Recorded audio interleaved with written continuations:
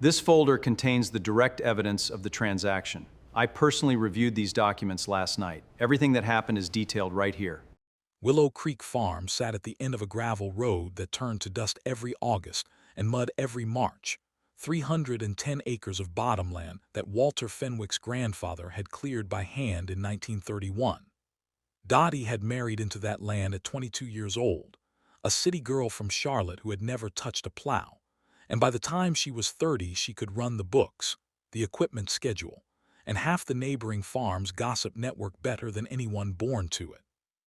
Walter used to say she'd taken to farming the way some people take to a foreign language, slowly at first, and then one day you realize they're thinking in it. They raised 2 children on that land, though only Renee had stayed close, settling in the county seat 20 minutes away, close enough for Sunday dinners, far enough that Dottie never felt like she was hovering. Walter died on a Tuesday in October, 6 years before any of this began, his heart giving out in the equipment barn while he was tightening a belt on the old combine. Dottie found him an hour later when he didn't come in for lunch, and something in her changed that day in a way she never fully explained to anyone, not Renee, not her sister, not the grief counselor Renee had gently suggested she try for a few sessions. She didn't fall apart. She got quieter and sharper, the way a knife gets sharper the more carefully you use it. She took over every part of the farm's operation Walter had always handled without asking her, and within a year she was running Willow Creek more efficiently than Walter ever had, though she never said so out loud, because Walter wasn't there to hear it, and saying it to anyone else felt like bragging over a grave. Renee had married Marcus Reyes 2 years before Walter died, and Dottie remembered the wedding with a clarity that unsettled her later, because even then, watching him give his toast, smooth and rehearsed and perfectly timed to land every laugh line, she had felt something she couldn't name and didn't trust herself to voice. Walter had liked him fine. Walter liked most people fine. It was one of the things Dottie had loved about him and occasionally resented, his willingness to take people at exactly the value they presented themselves at. Dottie had never had that particular gift, or that particular blindness, depending on how you wanted to frame it. 22 years behind a probate clerk's desk teaches you that the people who present the smoothest are very often the ones with the most to smooth over. For the first several years of the marriage, Dottie kept her instincts to herself. Marcus was attentive to Renee, generous at holidays, quick to offer to fix things around the farmhouse he didn't actually know how to fix, which Dottie found more endearing than not, at least at first. He built a real estate business from nothing, starting with small residential flips and working his way, over a decade, into commercial development, the kind of projects that got his name printed in the business section of the Caldwell County Register 2 or 3 times a year. Renee was proud of him. Dottie learned to say the right things at dinner and keep her private assessments in the same drawer where she kept everything else she wasn't ready to act on yet. The corridor between Caldwell County's 2 largest towns had been growing for a decade, slowly at first, then all at once, the way these things tend to happen, one shopping center anchoring a dozen smaller developments that followed in its wake like iron filings arranging themselves around a magnet. Willow Creek Farm sat almost exactly at the center of that corridor, 310 acres of flat, well-drained bottomland that any developer with an eye for value could see was worth considerably more as rooftops than as soybeans. Dottie had turned down 2 unsolicited offers over the years, politely, firmly, the way she turned down anyone who mistook a widow's farm for an opportunity. She had no intention of selling. She had told Renee as much, more than once, at more than one holiday dinner, in language plain enough that there should have been no confusion about where she stood. Marcus had heard her say it too. He had simply decided, somewhere in the quiet arithmetic he ran behind his pleasant face, that her decision was an obstacle rather than an answer. Before we dive deeper, let us know in the comments where you're watching from. We'd love to hear from you. And don't forget to hit that subscribe button so you never miss any of our upcoming videos. It began, as these things do, with something almost too small to notice. A comment at Thanksgiving, 18 months before the guardianship hearing, Marcus mentioning lightly that Dottie had told the same story about the barn cat twice in one dinner. It was true, in the sense that Dottie had mentioned the barn cat twice, because the barn cat had, in fact, done something worth mentioning twice, catching a rat the size of a house shoe and depositing it proudly on the porch mat. But Marcus said it in a tone calibrated for concern rather than amusement, and Dottie watched Renee's face flicker, just slightly, the way a candle flickers when someone opens a door across the room. Dottie noticed these things because noticing things had been her job for 22 years. A probate clerk spends her working life watching families dismantle each other over property, and the dismantling almost never starts with a lawsuit. It starts with a comment at a dinner table. It starts with someone quietly, patiently, repeatedly suggesting that an elderly relative's judgment can no longer quite be trusted, planted so gently, and so often that by the time anyone thinks to question the pattern has already become the accepted version of events. Dottie had watched daughters convince themselves their fathers were failing. She had watched sons convince themselves their mothers needed help they'd never asked for. She had never expected to recognize the shape of it happening to her, in her own kitchen, at her own table, from a man she had let into her family 12 years earlier because her husband liked him fine. Over the following months, the comments accumulated the way sediment accumulates at the bottom of a river, invisible day to day, undeniable once you finally look down. Marcus mentioned, to Renee, that Dottie had seemed confused about a doctor's appointment, though Dottie had simply confirmed the date twice because Marcus himself had given her 2 different times. He mentioned that Dottie had left the stove on, an incident that had happened exactly once, 11 years earlier, back when Walter was still alive to tell the story as a joke about his own forgetfulness rather than hers. Marcus retold it as though it were recent. He retold it as though it were a pattern. Renee, exhausted from her own job and trusting her husband in the reflexive, unexamined way 12 years of marriage teaches a person to trust, absorbed each comment without quite noticing she was absorbing anything at all. Dottie began keeping her own notes around this time, though she didn't yet know what she was building toward. She wrote down the dates of Marcus's comments, the specific words he used, the small inconsistencies between what he claimed and what had actually happened. She told herself she was simply doing what she'd always done, keeping a record, the same instinct that had made her good at her job for 22 years. She didn't yet let herself think the word guardianship.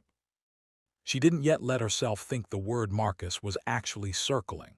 She only knew, the way she'd known things about difficult probate cases years before the paperwork confirmed them, that something underneath the pleasant surface of her son-in-law's concern didn't match its stated shape. The equipment invoices started the following spring.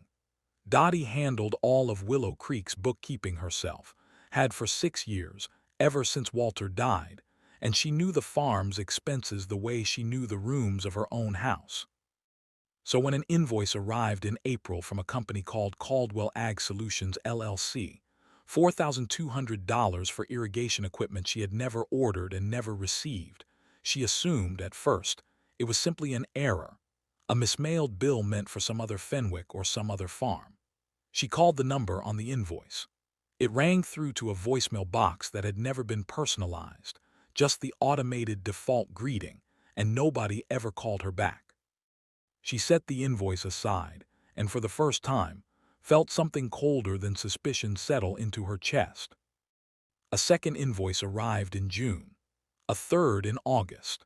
By the time the pattern was undeniable, Caldwell Ag Solutions LLC had billed Willow Creek Farm's account, through a payment authorization Dottie had never signed, for just over $41,000 in equipment and services she had neither ordered nor received.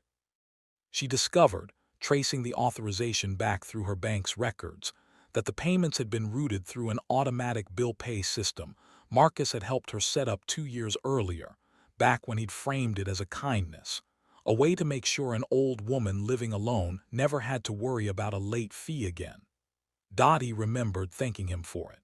She remembered feeling, at the time, genuinely touched by the gesture. She sat in Walter's study with that memory now sitting differently in her chest, recognizing it for what it had actually been.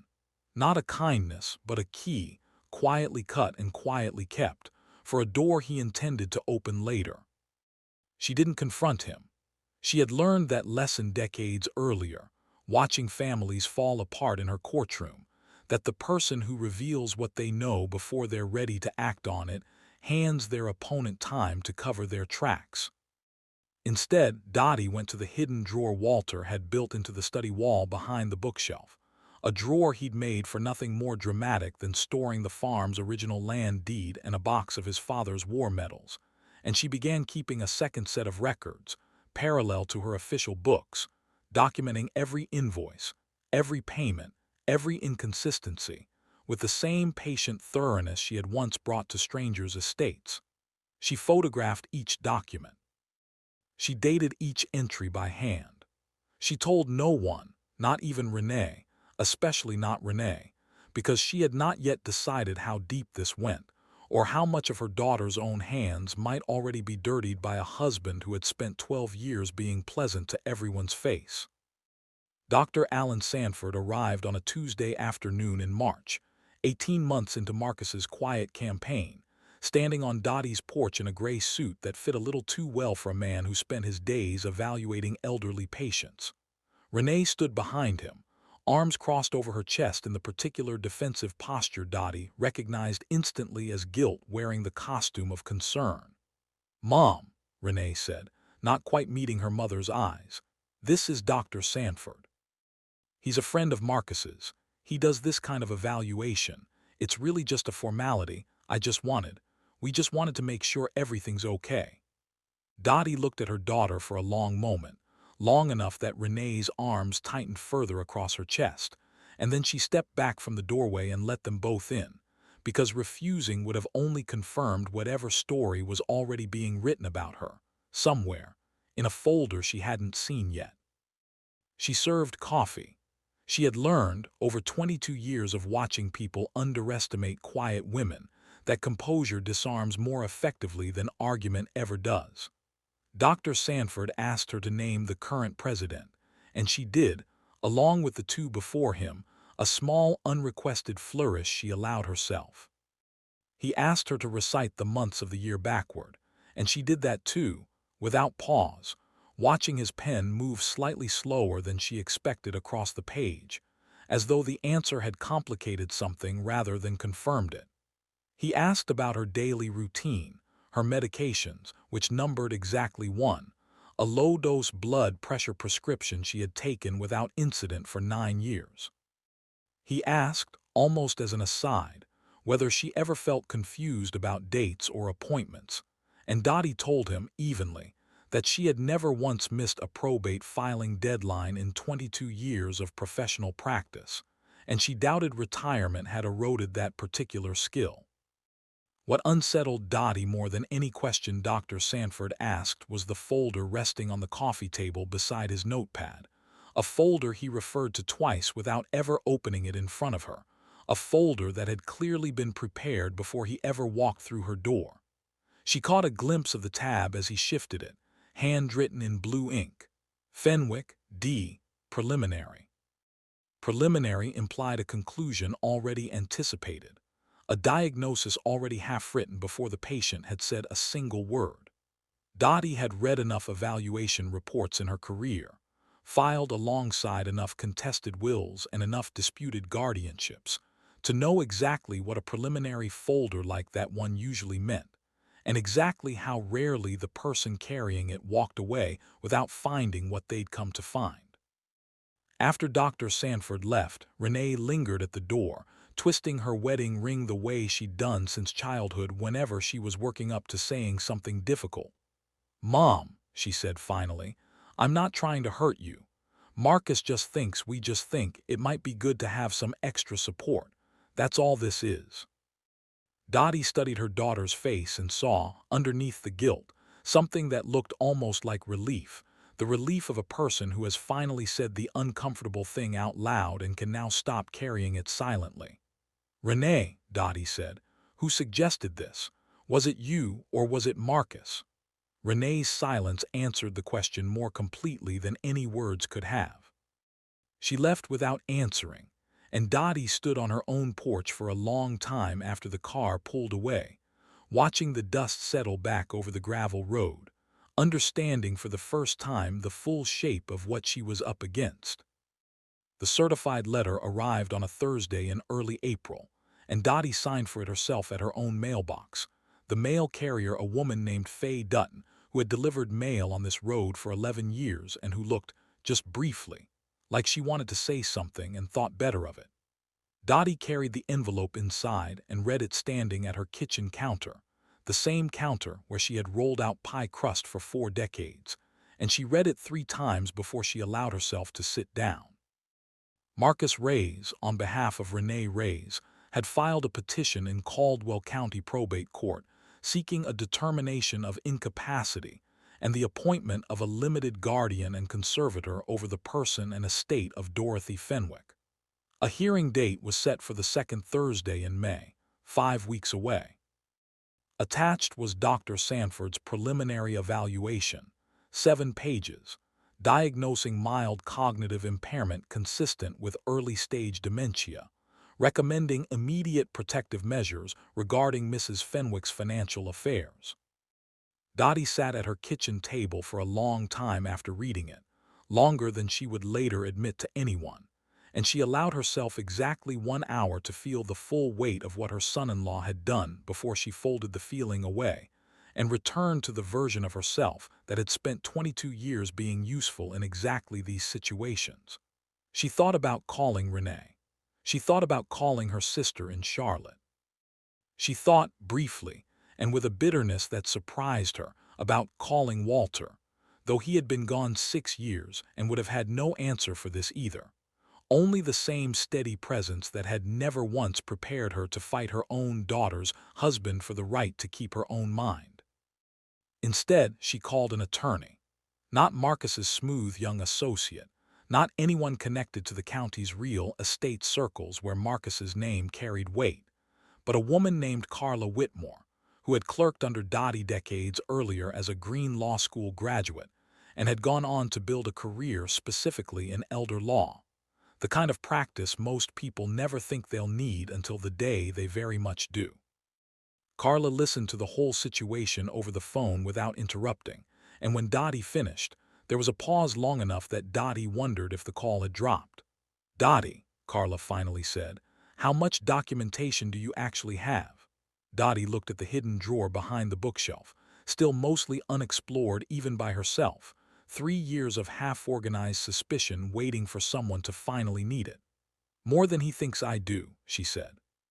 The 5 weeks between the letter and the hearing became, for Dottie, the most concentrated period of work she had done since retiring from the probate office. She woke before dawn each morning and worked at Walter's desk until the light through the study window told her it was time to see to the farm's actual, ongoing business.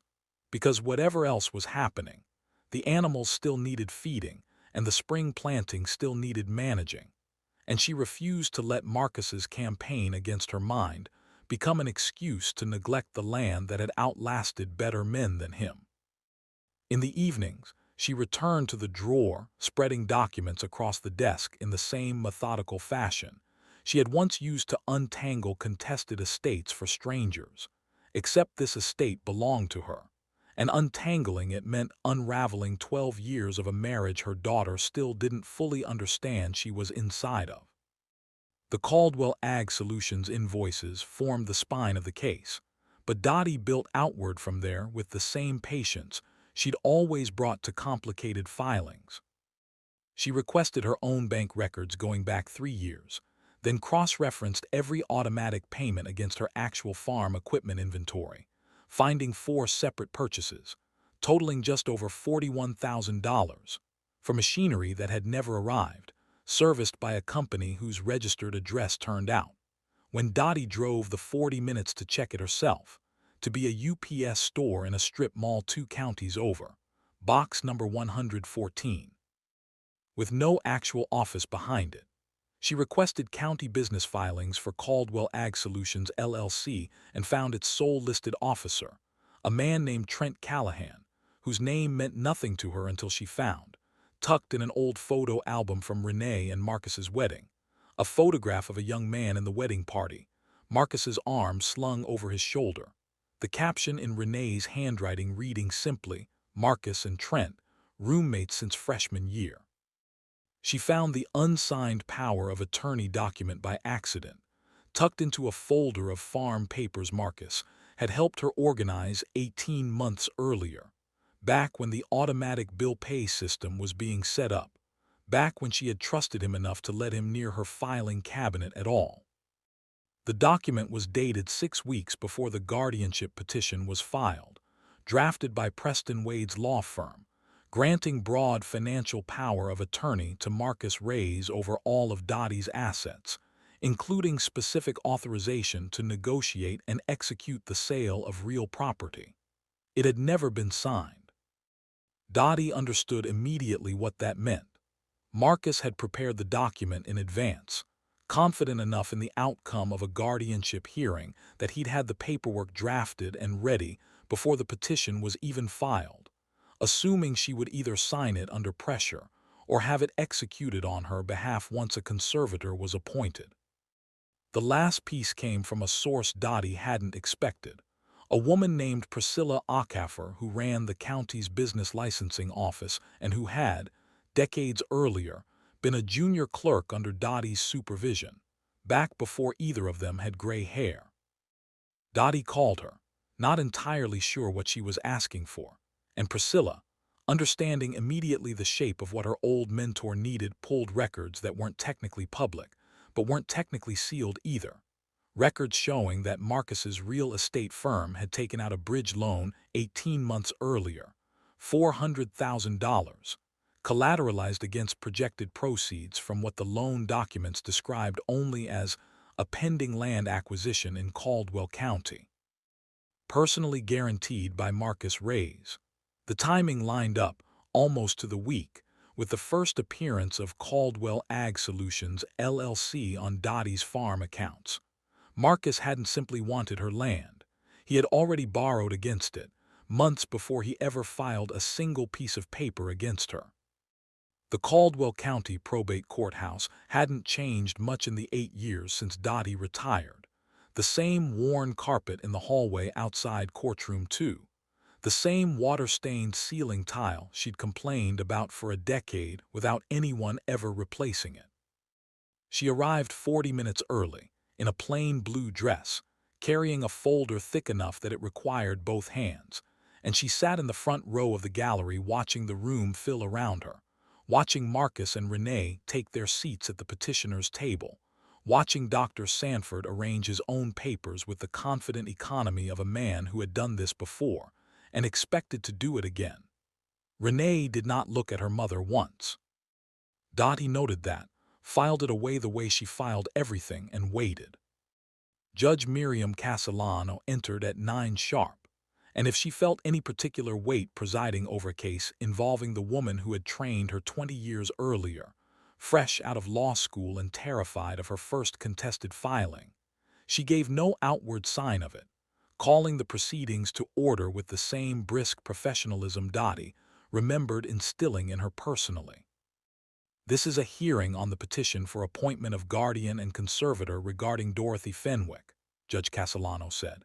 "Petitioner is Renee Reyes, represented by counsel. Respondent, Mrs. Fenwick, I understand you're appearing with counsel as well." Carla Whitmore rose beside Dottie and confirmed her appearance, and Preston Wade rose at the petitioner's table with the easy confidence of a young attorney who had clearly been told this case was close to a formality.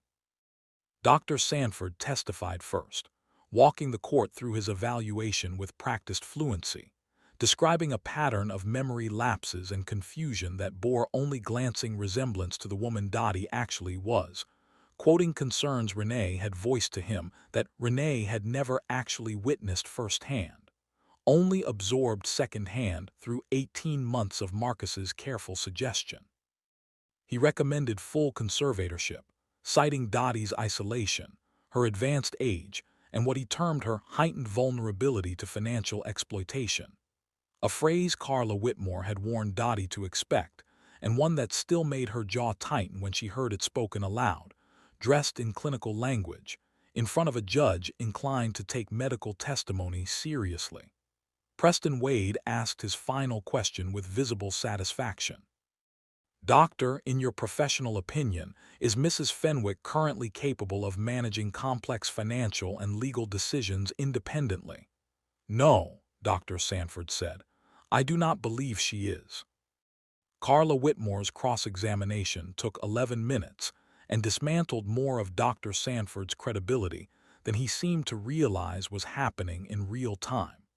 She established that his entire evaluation had consisted of a single 40-minute conversation.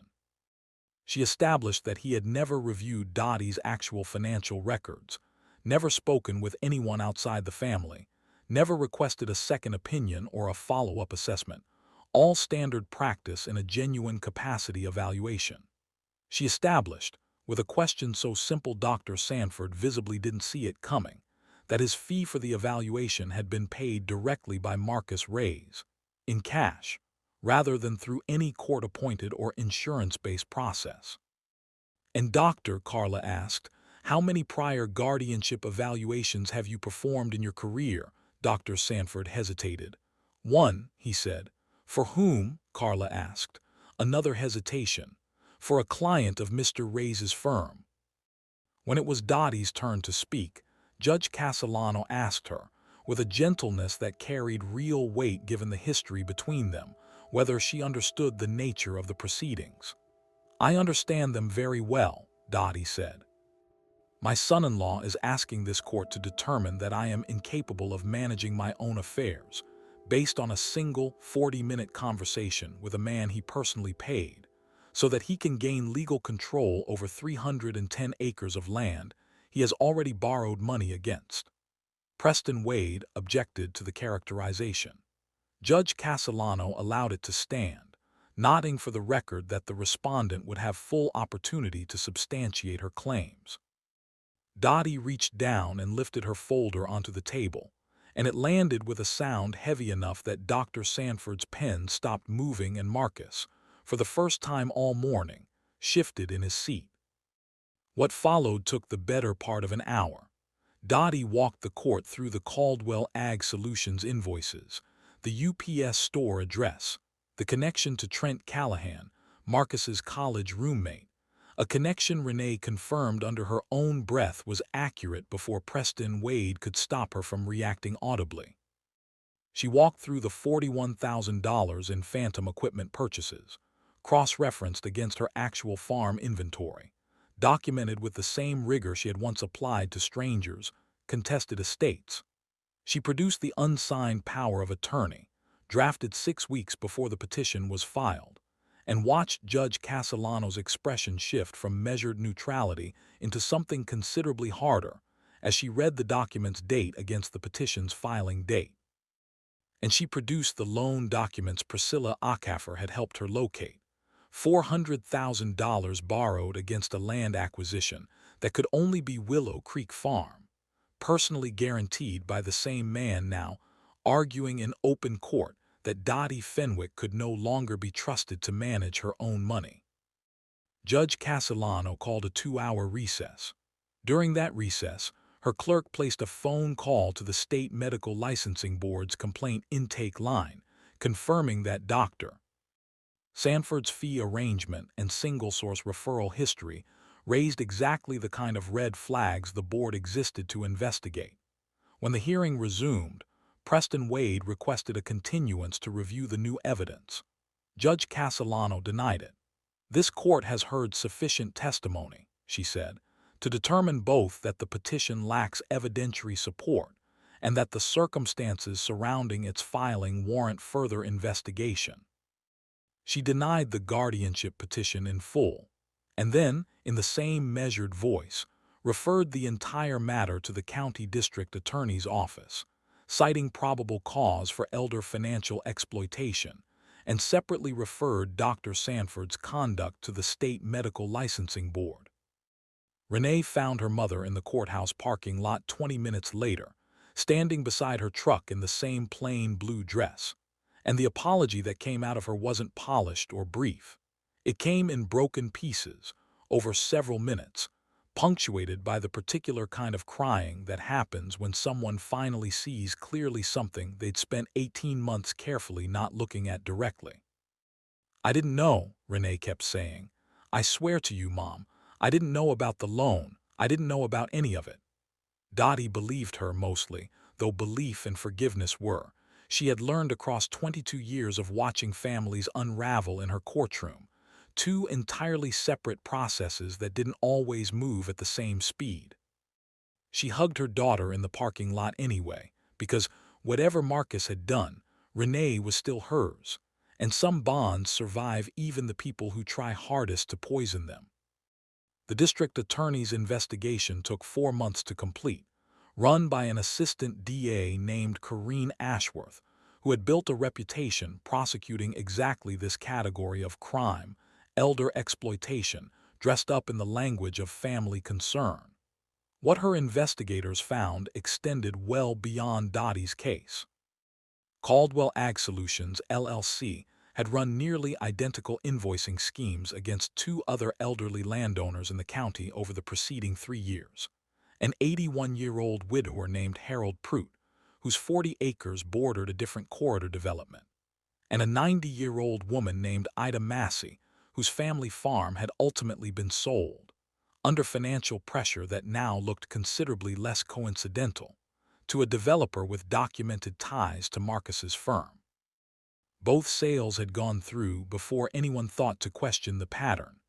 Dottie's case was the first time anyone had fought back before the paperwork closed.